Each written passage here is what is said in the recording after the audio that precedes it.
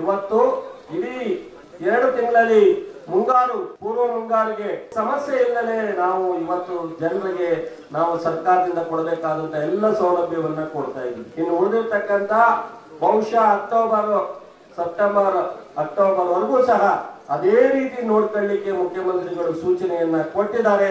ನಮ್ಮ ಇಲಾಖೆ ರೈತರ ಬದ್ಧವಾಗಿದೆ, ರೈತರ ಪರವಾಗಿದೆ. ಕಳೆದ ಬಾರಿ ಬರಗಾಲದ NDRF ಕೇಳಕ್ ಹೋದಾಗ ನಾನು ಕೃಷ್ಣ ಬೈರೇಗೌಡ ಪ್ರಿಯಾಂಕರ್ಗೆ 3 ಬಾರಿ ಹೋದ್ರು ಇಂಟರ್ವ್ಯೂ ಕೊಡ್ಲಿಲ್ಲ.